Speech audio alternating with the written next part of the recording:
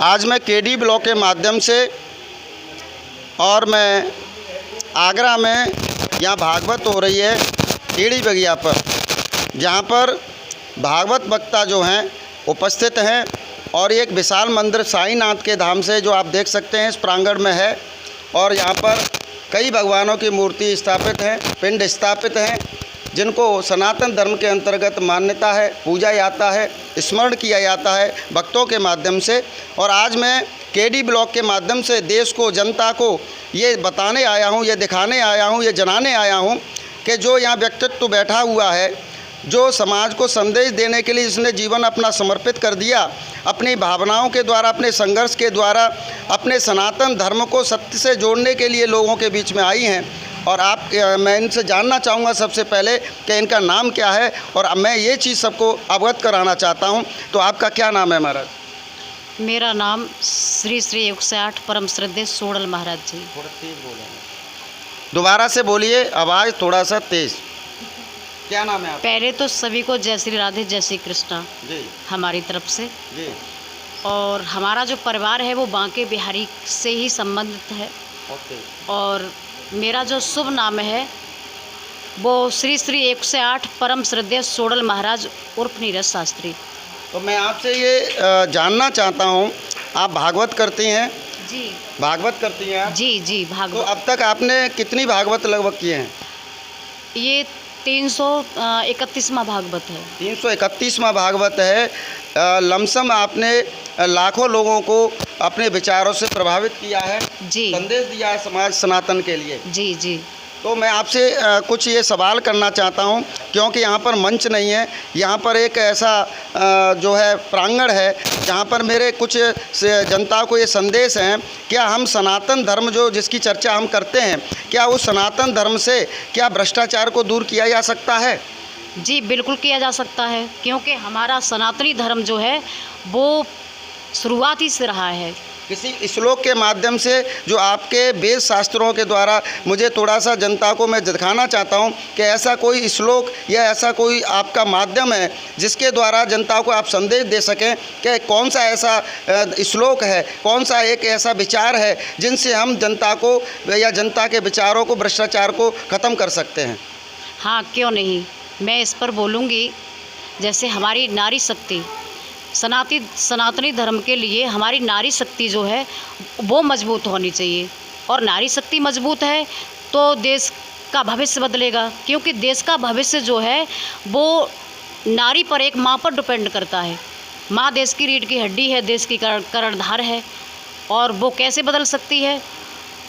वो अपना शुभ संस्कार बच्चे के अंदर प्रवेश करके वो बदल सकती है अपने उसको, यानी अपने संस्कारों से, अपने संस्कार के द्वारा, और वो अपने आने वाली संतान को जो है शिक्षा दे सकती है, समाज के लिए, हित के लिए संघर्ष कैसे करे। लेकिन मैं देखता हूँ और आप भी देख रहे होंगे कि आजकल जो, जैसे मेरा एक प्रश्न ये भी आता है कि जो भागवत होती हैं या जो भंडारा होता है उसमें ज़्यादातर, जैसे एक और चीज़ है, हम बारीकी से देखें कि गरीबों का जो आज जो सम्मान नहीं हो पा रहा है। क्योंकि धर्म के अंदर अगर मैं, जहाँ तक मैं समझता हूँ, जहाँ तक मैंने भी कुछ सीखा है और या लोगों से समझा है, वो ये समझा है कि जब तक हम जानवर या गरीब की सेवा नहीं करेंगे तब तक शायद क्या धर्म बच सकता है, या गरीब का शोषण करने से धर्म बचता है, या गरीब की सेवा करने से शोषण बचता है। अगर परमात्मा ने हमें इस लायक बनाया है तो हमें सेवा करनी चाहिए, गरीबों की मदद करनी चाहिए। और परोपकार ही सबसे बड़ा धर्म है हमारे सनातनियों का। परोपकार सबसे बड़ा धर्म है। यहाँ पर महाराज जी का कहना है कि परोपकार सबसे बड़ा धर्म है। और इस बात को मैं समझता हूँ कि आप अंकित करते हैं, या बार बार आप चर्चा में अपने लाते हैं कि जो भंडारा हम कर रहे हैं उसमें गरीब को भी खिलाना सबसे प्रथम है, या पैसे वाले को खिलाना सबसे प्रथम है? गरीब को खिलाना सर्वप्रथम गरीब को खिलाना ही है। अगर भंडारा भी होता है तो अधिकतर गरीबों को लिया जाए, जो बेसहारा हैं बेचारे, जिनके माँ बाप नहीं हैं, असहाय व्यक्ति हैं, उनको लिया जाए। यानी जिस व्यक्ति ने रसगुल्ले खाए हों या जिस व्यक्ति ने अच्छी मिठाइयाँ खाई हों, वो पूड़ी का स्वाद नहीं बता सकता है। जो एक आध साल से जो पूड़ी जिसको नहीं मिल पा रही है, वही उसका स्वाद बता सकता है और उसका सम्मान कर सकता है। ये बात कहाँ तक सही है? जो आप कह रहे हैं इसमें बहुत बड़ी सच्चाई है। जो जिसे नहीं मिलता है खाने को, अगर हम उसे खाने के लिए देंगे तो उसको खिलाने का मतलब है एक भगवान, हमने परमात्मा को तृप्त कर दिया। अगर हमारे सामने वाला व्यक्ति तृप्त हो गया हमसे, तो समझो परमात्मा तृप्त हो गए। देखिए, मैं लगातार महाराज जी से इसी विचार पे लगा हुआ हूँ कि वास्तविकता क्या है। जो लोग हम आजकल धर्म पुण्य या जो चीज़ भूल चुके हैं, जिस ज्ञान को हम भूल चुके हैं कि पहले जो होता था कि गरीब को समझा जाता था, लेकिन आजकल जो स्वार्थ बढ़ रहा है देश के अंदर कि पैसे वाला हो जाता है, वो अपने पड़ोसी को भूल जाता है, अपने भाई को भूल जाता है। तो इसमें कहाँ तक सच्चाई है कि ऐसा कैसे हो रहा है? लोग इस बात को पढ़ लिख करके क्यों नहीं समझ रहे हैं? क्या इसी से भ्रष्टाचार हो रहा है या भ्रष्टाचार की कोई और वजह है? मात्र संस्कार की कमी है इसमें। तो संस्कार कैसे आ सकता है लोगों में? संस्कार माँ दे सकती है। माँ के अगर माँ भी उस लायक नहीं हो कि संस्कार माँ के अंदर भी नहीं हो, फिर हम कैसे संस्कार ला सकते हैं समाज के अंदर? तो हम सानिध्य से ला सकते हैं। सानिध्य क्या होता है? हमें किसी संत का सानिध्य लेना चाहिए, हमें सद्गुरु का सानिध्य लेना चाहिए, हमें संतों का सानिध्य लेना चाहिए और हमें अच्छे पुरुषों का संग करना चाहिए, जिससे हमारा सानिध्य में जाएंगे तो हमें बहुत कुछ प्राप्त हो सकता है। यानी महाराज जी का कहना है कि संगत हमें अच्छे लोगों की करनी चाहिए और जहाँ से हमें अच्छे विचार मिलेंगे और जहाँ पर अच्छे कर्म करने की चेष्टा मिलेगी, तो इस तरह से जो है हम समाज को बदल सकते हैं और समाज को बदल करके इस तरह से हम समाज से भ्रष्टाचार को दूर कर सकते हैं। तो मैं ये कहना चाहूँगा महाराज जी कि आजकल जो जिस तरह से कानून व्यवस्था की बात करें, वहाँ भी जो है नियम व्यवस्था है, सब कुछ है, लेकिन उसके विपरीत काम होता है। तो वहाँ भी आप क्या कहना चाहेंगे, किस तरह से हम कानून व्यवस्था को भी बदल सकते हैं? नहीं, हम तो इसमें यही कहना चाहेंगे कि हमारा अगर राष्ट्र सुरक्षित है तो हम और आप सभी, हमारी बेटियां, हमारी बहनें सभी सुरक्षित हैं। और हमारा राष्ट्र सुरक्षित नहीं है, किसी ऐसे नेता के हाथ में ना जाए कि जिसका भविष्य पूर्ण रूप से डूब जाए। क्योंकि अगर हमारा राष्ट्र सुरक्षित रहेगा तो हमारी भागवत सुरक्षित है, हम सुरक्षित हैं। हमारी भागवत मतलब उनका कहना है भागवत यानी विधान सही रहेगा, व्यवस्था सही रहेगी। तो यहाँ पर ये बात आ रही है निकल करके। तो सबसे बड़ी बात ये है कि जो लोग पैसे वाले हैं उन लोगों को धर्म कर्म के लिए आगे आना चाहिए या पीछे रहना चाहिए? सबसे आगे आना चाहिए। सबसे आगे आना चाहिए।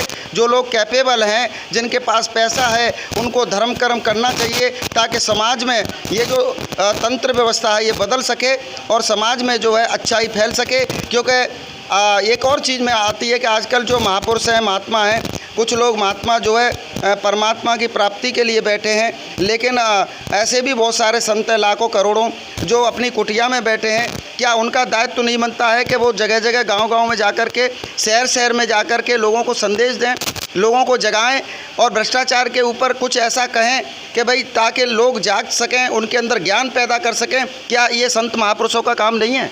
नहीं, संतों का पूरा दायित्व है इसमें और संत करते भी हैं। ऐसी बात नहीं है कि वो नहीं समझाते हों, लेकिन वो संस्कार इतना बदल चुका है, इतना बिगड़ चुका है कि मनुष्य समझने के लिए राजी नहीं हो रहा है।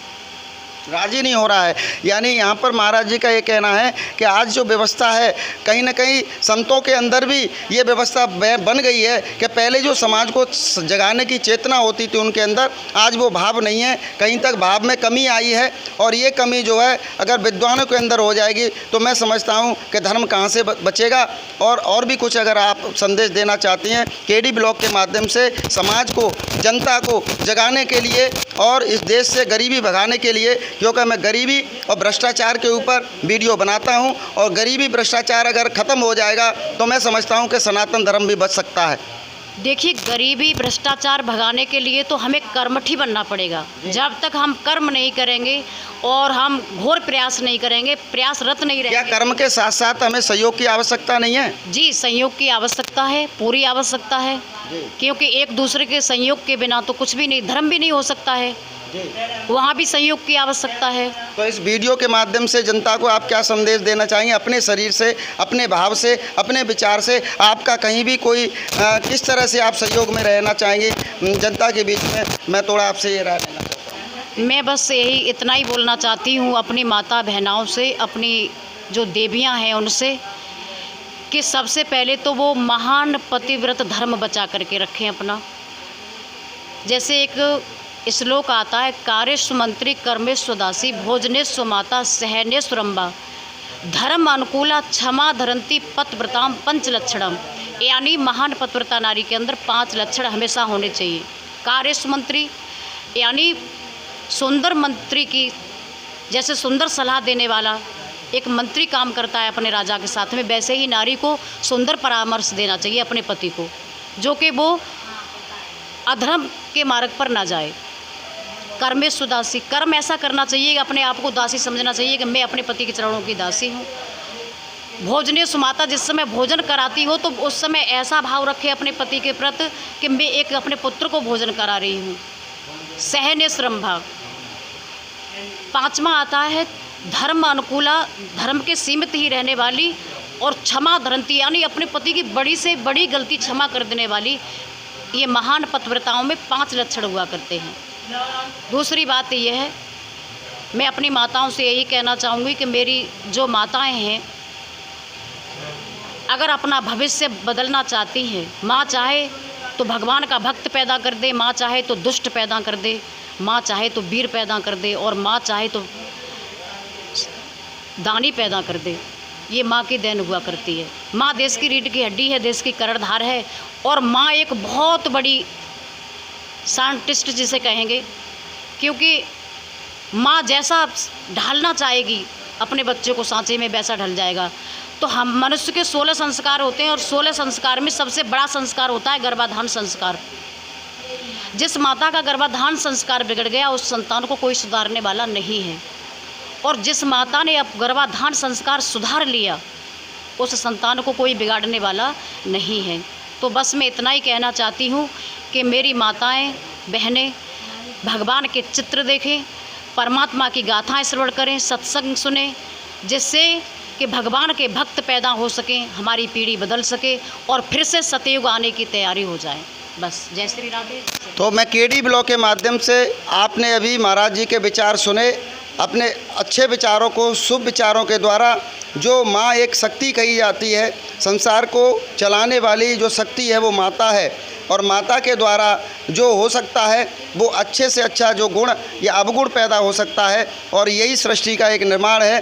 तो मेरा ये केडी ब्लॉग के माध्यम से इन बातों का प्रकाश डालने का यही मतलब है कि वास्तव में वास्तविकता क्या है। अगर सच्चाई है तो भ्रष्टाचार को ख़त्म किया जा सकता है, अच्छे विचार हैं तो भ्रष्टाचार को ख़त्म किया जा सकता है, क्योंकि जिस व्यक्ति के अंदर सदोगुण होगा, अच्छाई होगी, वो कभी भ्रष्ट काम कर नहीं सकता है। तो मेरा ये विचार दिखाने का यही मतलब था।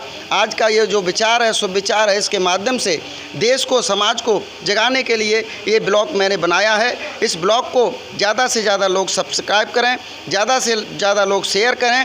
जय हिंद, जय भारत।